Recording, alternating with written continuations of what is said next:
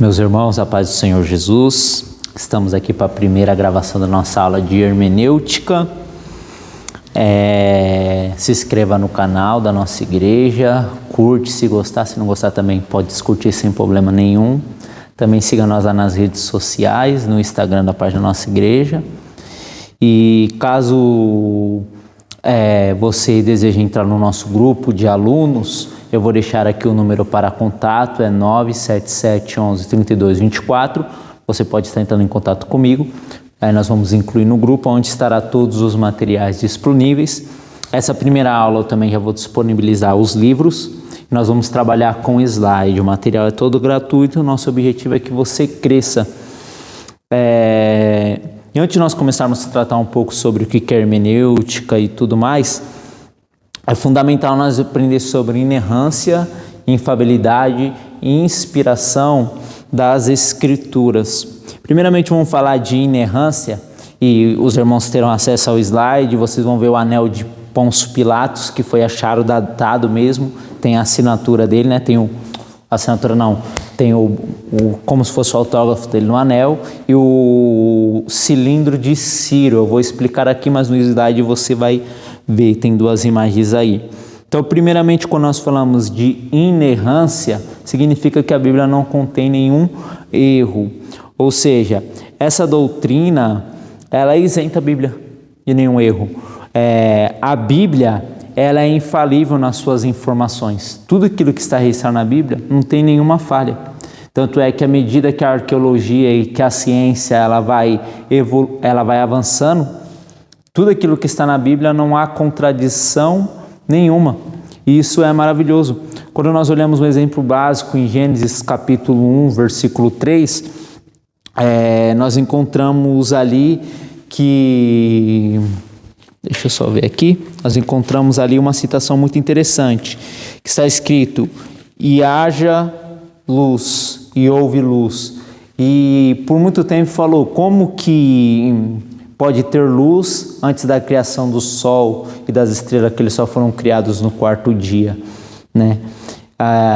Só que aí o que a ciência ela descobriu?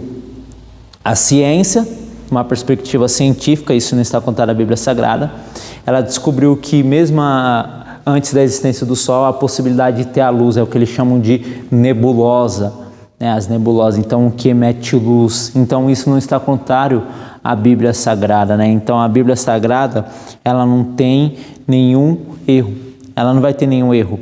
Nós encontramos também os críticos, eles vão falar que Pôncio Pilatos talvez foi uma figura que foram criados para o cristianismo. Nós estamos falando de uma crítica, de uma perspectiva não cristã. Só que o que aconteceu nas escavações de Israel, a arqueologia achou um anel. E esse anel, ele pertence a Pôncio Pilatos, né? Então não tem como negar. Então quando nós falamos que a Bíblia é inerrante, ou seja, tudo que ela transmitiu não há nenhum erro. Não há nenhum erro.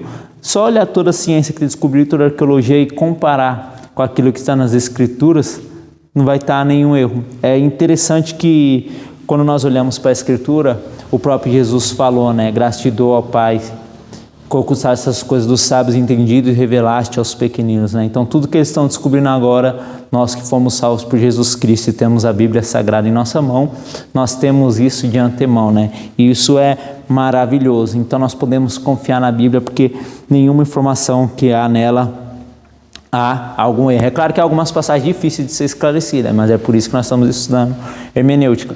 Mas a Bíblia, além de ser inerrante, ela também é infalível. E quando nós falamos da infalibilidade das Escrituras, diz respeito aos seus propósitos, às suas profecias. E é interessante quando nós olhamos para as profecias bíblicas, elas cumprem com uma tamanha exatidão, a saber, as 70 semanas de Daniel. Quando nós olhamos ali o livro do profeta, ele vai profetizar ali, vai ver 70 semanas, ele vai ver todos os impérios até o tempo do fim. E quando nós olhamos isso, fica até maravilhoso, porque cada reino que veio governando, cada imperador que veio sucedendo um ao outro, ele foi cumprido com uma tremenda exatidão. Então isso mostra que a Bíblia ela é infalível. todas as profecias, todas as promessas que estão na Bíblia, nós podemos confiar, nós podemos dar crédito, porque a Bíblia ela é a palavra de Deus. E se aquilo está escrito, não vai falhar, não vai cair por terra, porque a palavra de Deus ela não cai por terra. Daniel ele vê ali, primeiro Nabucodonosor ele tem um sonho, nesse sonho ele vai ver aquela cabeça, né, de ouro, depois ele vai ver os troncos, né? E se vai comparando uma profecia com a outra com os animais, você vai ver que é a mesma coisa, porque depois da Babilônia veio os medos persas, depois os medos persas veio os gregos, depois os gregos romanos, e ainda falta um império para aparecer, que é o império do anticristo. Então nós vemos a tremenda exatidão que acontece. Quando nós olhamos para o texto de Mateus também, capítulo 24, versículo 4 ao 12, nós vemos Jesus falando uma série de profecias ali que estaria acontecendo no princípio das dores. E eu entendo, à luz das Escrituras, que nós estamos vivendo nesse princípio das dores. Ele fala de terremotos. Se você der um Google, você vai ver que teve terremoto hoje. Nós estamos passando recentemente por um grande terremoto que assolou ali a Turquia, mas todo dia há terremoto. Ele fala dos bramidos do mar, né, de tsunami. Então essas coisas elas têm acontecido constantemente. Então são profecias bíblicas que têm acontecido diante dos nossos olhos. Então nós podemos descansar, porque a Bíblia é infalível. E uma das coisas maravilhosas é também da promessa que Deus tem o cuidado dos seus, né? Jesus falou, olhar para as aves do céu, olhar para os lírios do campo, que não semeiam nem comem, mas o seu Pai sustenta. Nós podemos confiar nisso, né? Jesus não está prometendo um mundo para nós, Ele está prometendo sustento básico, que é o quê? A comida e a vestimenta. Nem que isso seja de uma forma simples, nem que seja de uma veste simples ou de um alimento simples, mas é isso que Jesus está prometendo para nós na palavra. E a palavra de Deus, ela é infalível, então nós podemos pôr crédito. E também ela é inspirada. Nós cremos na inspiração plenária e verbal. Nós discordamos com Rudolf Bultmann. Rudolf Bultmann, ele foi um teólogo liberal e ele vai falar que a Bíblia, ela não é a palavra de Deus, mas a Bíblia contém a palavra de Deus. É claro que ele vai trabalhar num contexto de desmitologização. Eu falo porque senão não vou falando pausadamente, senão não vou conseguir. Ou seja, então ele vai desconstruir, desacreditar nos milagres, enfim, diversas outras coisas. Mas ele fala que a Bíblia contém. Mas é estranho, porque se ela contém a palavra de Deus, fica sujeito de cada intérprete. Aquilo que talvez seja a palavra de Deus para você não vai ser para mim. Então é por isso que nós não acreditamos nessa afirmativa de Bultmann, que para nós é mais uma falácia. Nós ficamos com o pensamento de que a Bíblia ela é a palavra de Deus, né? Então, quando nós falamos de inspiração plenária e verbal, é que a Bíblia de Gênesis a Apocalipse, ela foi inspirada por Deus, né? Alguns irmãos vão falar, não leia o livro de Apocalipse. Eu ouvi muito quando eu me converti, né? Se você ler o livro de Apocalipse do capítulo 6 em diante, você vai ficar louco. Não existe isso. Não existe essa ideia, né? Não existe uma parte mais inspirada das Escrituras e outra menos inspirada. Alguns irmãos vão falar, ore o Salmo 91, né? O Salmo 91 é um salmo forte, foi o salmo que Satanás usou para tentar Jesus. Talvez fique com 23, não sei, mas você está entendendo? Eles pensam que o Salmo 91 tem um poder maior do que os outros salmos ou do que outra parte da Escritura. Não. Toda a Escritura é divinamente inspirada por Deus. Foi o próprio Paulo que falou. Então, quando nós falamos toda a Escritura, é toda. E quando nós falamos de verbal, é que o Espírito Santo, ele apenas não guiou os autores nas ideias, mas ele também supervisionou para que não venha a ter nenhum erro, né? Então, plenário verbal significa tudo isso, que até os verbos, a gramática, ela foi inspirada pelo Espírito Santo.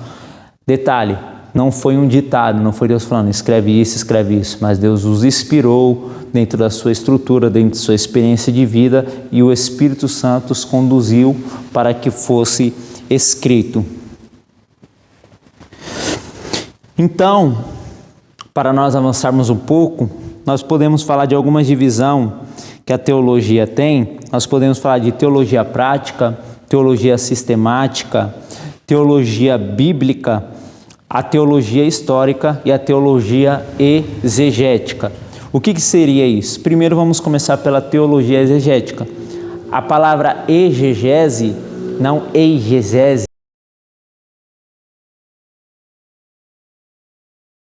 de dentro para fora. A palavra exegese dá o sentido de fora para dentro. Então, quando nós falamos de teologia exegética, nós procuramos trabalhar com os textos partindo do seu escrito original e tirar da Bíblia a ideia que ela tem. Então, a teologia exegética ela se fundamenta nisso. E também nós olhamos no sentido de hermenêutica, que dá o sentido de interpretação. Quando nós falamos de teologia histórica, a teologia histórica ela procura dar um parâmetro de toda a história, de como surgiu os concílios, de como aconteceu as primeiras heresias foram entrando na igreja, até chegar aos dias de hoje. Então ela vai dar esse parâmetro de toda a história bíblica, das heresias, dos teólogos que se levantou, dos posicionamentos que eles fizeram, até nós poder compreender. A teologia bíblica, ela procura traçar um processo, ela procura traçar um plano sobre o que cada texto da Bíblia, ou seja, que cada livro da Bíblia procura, qual o ensino que o livro de Daniel traz, qual o ensino que o livro de Gênesis traz, qual o ensino que Êxodo traz. Então, quando nós falamos de teologia bíblica, ela procura analisar o ensino teológico de cada texto. E também nós falamos de teologia sistemática. A teologia sistemática ela vai procurar deixar de uma forma organizada. Um exemplo, se alguém perguntar para você, me explique quem é Deus, à luz da Bíblia Sagrada. É claro que nossa mente limitada nós não vamos conseguir dar uma explicação de Deus, mas à luz da Bíblia Sagrada nós conseguimos dar uma resposta para essa pessoa. E você não vai usar um texto, mas você vai usar muitos textos. Então a teologia sistemática ela procura pegar os textos sobre Deus, que Deus é criador, as obras de Deus, a natureza de Deus, os atributos de Deus, deixar isso de uma forma organizada. Pega sobre os anjos, quem são os anjos, quantos foram criados, sua natureza, os anjos bons, os anjos maus, a hierarquia, ou seja, então vai deixando isso de uma forma sistemática, de uma forma organizada. E a teologia prática, é claro, ou seja, tudo isso que nós aprendemos e o que nós vamos começar a colocar em uso na nossa vida. Então nós fazemos essa divisão e essa divisão ela necessária. Então agora vamos trabalhar um pouco sobre as definições de hermenêutica. Que exatamente vem a ser hermenêutica? É uma pergunta. Em que se difere da exegese em exposição? Parece que são a mesma coisa, mas não são. A palavra hermenêutica, ela deriva do grego hermeneo e do substantivo hermeneia. Esse termo ele é relacionado ao deus grego, Hermes. Todos aqui têm a imagem do deus Hermes, que é aquele deus que tem as asinhas no pé dentro da mitologia grega. E o que ele fazia? Ele pegava a mensagem dos deuses do Olimpo e transmitia. Então, quando nós falamos de hermenêutica, ou seja, nós estamos pegando a mensagem dos escritores dos escritores bíblicos e transmitindo. Então, a palavra hermenêutica, é claro que vai ter muitos significados, em vários livros vai ter muito significado, mas de uma forma simples, ela tem a origem nesse Deus, e é daí que eles tiram essa ideia para poder nós trabalhar sobre esse pensamento. Ou seja, então, cabia a esse Deus transformar aquilo que estava além da inteligência humana para aquilo que eles pudessem compreender. Então, quando nós falamos de hermenêutica, ou seja, nós pegamos o texto bíblico, nós analisamos ele e nós transmitimos o texto bíblico para o nosso público, para o nosso auditório. E ainda assim, nós vamos ver alguns exemplos. Nós podemos ver a hermenêutica como ciência e como arte de interpretação. Quando nós falamos que a hermenêutica como... Opa, cadê? Aqui. Quando nós falamos de hermenêutica como ciência, ela nos dá princípios. Que princípios são esses? Princípios de interpretação da Bíblia. Então, a hermenêutica como ciência, ela vai dar ferramenta, vai dar princípios para que quando nós olhamos para o texto bíblico, nós venhamos fazer uma boa interpretação. Um exemplo, nós temos o abismo cultural, nós temos o abismo histórico, linguístico, gramatical, político, social. Então, nós vamos aprender a analisar todos esses princípios para transpor a mensagem que estava para os autores para o nosso público no dia de hoje. Então, a hermenêutica como ciência, ela nos dá princípio. E como arte, ela é uma tarefa. A tarefa de apurar o texto bíblico naquilo que ele foi escrito. Porque o que interessa para nós é o que interessou para os primeiros autores. Nós nunca devemos partir para o texto bíblico com o pensamento do século 21. Vamos pensar em algo. Moisés escreve há 3.500 anos atrás. O mundo há 10 anos atrás já era diferente. Hoje nós vivemos a revolução tecnológica. Nós vivemos a revolução industrial e hoje nós estamos na revolução tecnológica. Antigamente o computador era muito grande. Hoje o computador cabe no seu bolso. Você está entendendo? Então, como o mundo vai mudar? Um exemplo, uma vez meu sobrinho perguntou o que era um orelhão, né? Ele viu aquilo e falou, o que é isso? Nós falamos que era um orelhão. Ele falou, para que serve isso? Nós falamos, para ligar para as pessoas, vocês ligavam com isso aí? Você está entendendo então como o mundo ele vai mudando?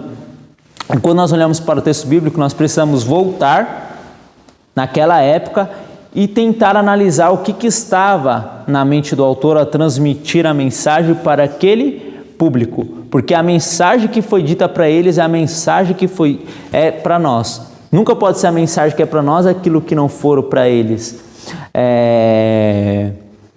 O próprio Antônio Vieira vai falar que as palavras de Deus, ditas da forma que não são para ser, são palavras do diabo, né? Isso é muito sério, ou seja, se você analisa um texto sem a menor consciência daquilo que estava escrito, você transmitir, você vai trazer um ensino errado para a igreja. E trazendo um ensino errado, os povos vão começar a andar de uma forma qual a palavra, ela não exige. Então nós precisamos sempre olhar para o texto bíblico e transpor do que estava para lá para os dias de hoje. Um exemplo muito claro, disse que teve um irmão, e esse irmão ele não parava em igreja nenhuma. Ora estava na Batista, na Assembleia, na Deus e Amor e por aí vai. Ele não parava em igreja nenhuma.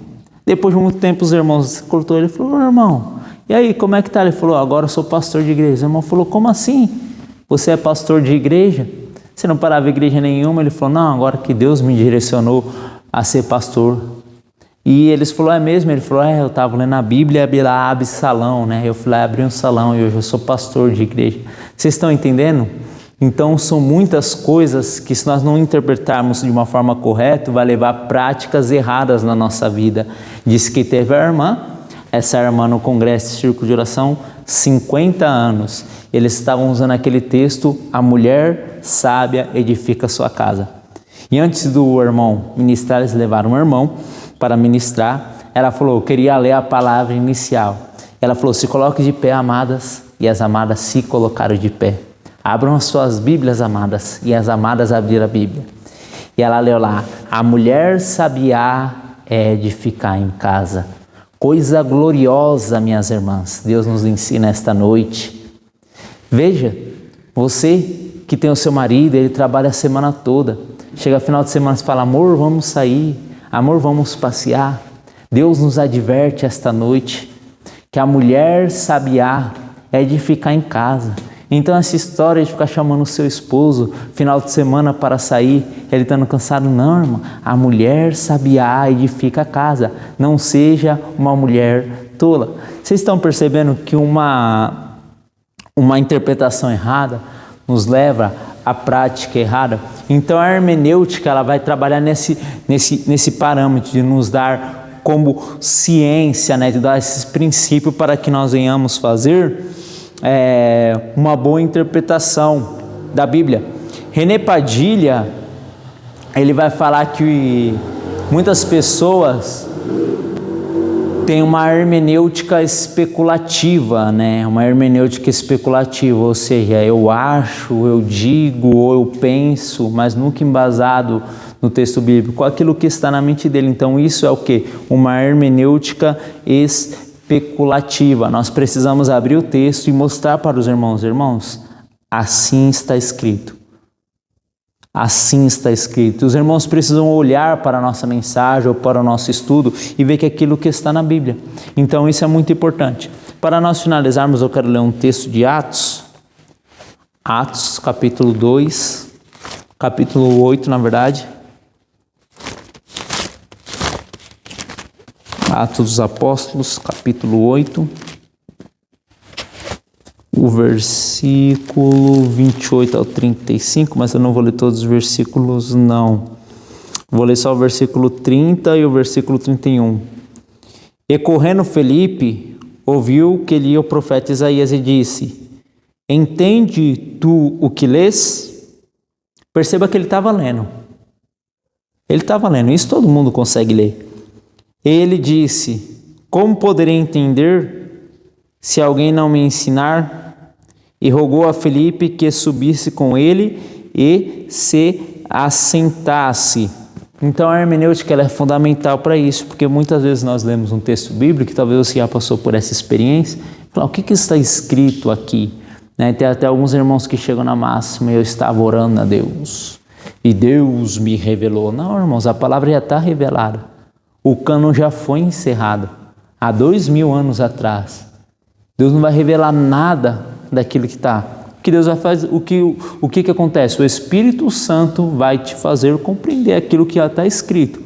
Então qualquer revelação extra é descartada. O próprio Paulo falou isso. Se um anjo do céu ou nós mesmos, perceba que ele está colocando ele e os outros apóstolos, ou nós mesmos vos anunciar outro evangelho, seja o quê? Anátema, maldito. Então não tem essa, Deus me revelou. Deus não vai revelar nada, a palavra já está revelada, Deus já fez esse trabalho. Agora nós precisamos o quê?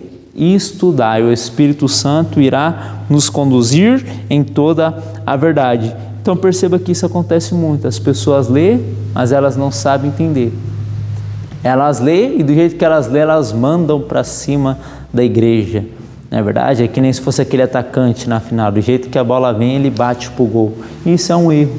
Isso é um erro. Porque nós precisamos ler o texto, compreender naquilo que foi escrito e transmitir para os nossos irmãos. E o resultado disso é termos uma igreja sadia, uma igreja edificada e fundamentada na palavra de Deus. Então não tomarmos cuidado com a distorção. Amém, meus irmãos? Então essa primeira aula foi uma aula de introdução daquilo que nós vamos trabalhar. E semana que vem nós vamos olhar algumas traduções bíblicas. Eu vou estar dando uma orientação na tradução bíblica para aí nós começarmos a fazer algumas interpretações. E que Deus em Cristo Jesus vos abençoe. Até a próxima.